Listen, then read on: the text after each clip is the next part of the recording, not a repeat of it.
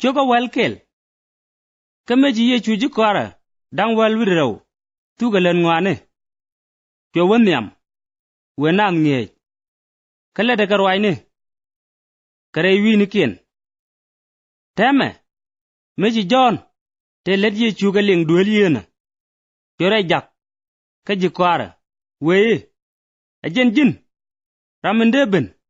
Kia baga rada de lip. Kichu ye chuga loji. Wia. Lara John ngwane dial. Tin chia ling. Kana tin chia nen. Enu. Chiur gwike. Ka ngot jal ke. Ka jidom no gaw ke. Ka mieng ling ke. Ka cha ne riji liu jelis. Ka cha suk tu gaw. La ne ti chan. Pota ka ramu sel me loga ka. Min chi jak John. Jien. Chu ye chu raj. Tok. Ka bon. Ka kwi John.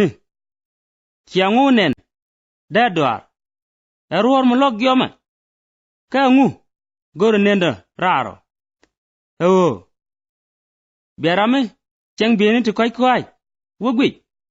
Nene. Netin changa bieni tu koi kwai. Tegare dulu kware. Tindit. Ka ngu. Chiao lat raro. Oh. Biago gunen. On. En lare jaye. Emile inguk. Kana me. Ajara min cha ne magor. Ka kwide yi. Nene. En jaga jagda. Ka nyamdu. Min bu duob du wuri alaka. Nyamdu. Apuch. En lare jaye. Rey nene dial. Tin cha daba men. Tel rami chi George. Mi dini jan ka John. En la leg. Karami kwini jan. Ka ne dial.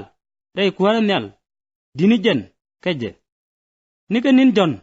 En la leg. Amene teme. Chichen kuwara nyal. Chuj. Ka gak. Ka chiji gak. Jakab ka bom. Ka o. Roi ni gong ni dial. Ka na ngut. Chika roi. Ka kwi kuwara. Amene ben John. Kaman maga je. Aje ni liya. Ina wae biben. Rama tege jis. Aje ling. Ka biri je me. Kula par ka ngu. Cheri je me. Ka gat. Ti nyur gwad koga. Ka chwal ga jingara dieni. Chaka ya partum. Ka kana dus. Chaka wia. Ka kana par. Ka o. Chi John ben. Chemis. Ka chemes. Wake yi. Jen. Tega kom ni jiak. Ka chi garan ben. Mithe. Ka methe. Ka wake yi. Nene. Agwandar.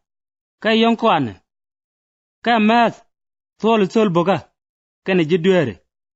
Ka pel. Ba chuang jek. Ka letke. Ka chwe jatok.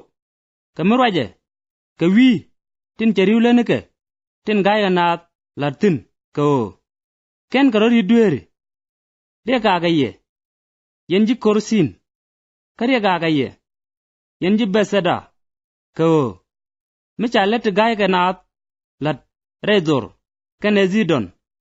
Chit ka te cha lat. Redun. Chet chi karor yit.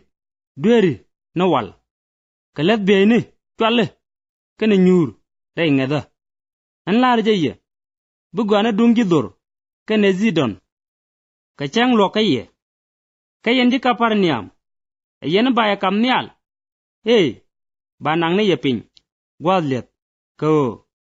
Micha let gaya ka naat. Lare Sodom. Chit ka te cha lare dun. Dega ngurtin. Amena wale. Kayan. Lare jaye nu. Bugwana dung rol. Sodom. Ka chang lok. Ka ji. Ka chu ye chu pal. Weye. An gwadin. Kwar nyal gan ping. Lara jita dlo aja nu. Chingwan titi. Tega ne te ngai ka ngwak. Ka na pel. Ka chika nyodrore. On gwan. Ko en na me. Aja roi du. Men dungwa. Ngwane dial. Chaka kama. Gwar. Ka tel rama ngai gat. Ana gwan. Ka tel rama ngai gwan. Ana gat. Kan ramin. Kel. En chigara nok. Ibe nyos. Biaka.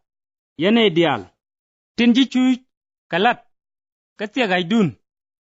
An ba ye moy long. Lada gagda ngong ni kun. Ka nge jaroka. Ka o. Ara mo mol. Mo koy loyde. Ka be long jek. Ka kwi yinu kun. Ka o. gagda siaga ka ai da pol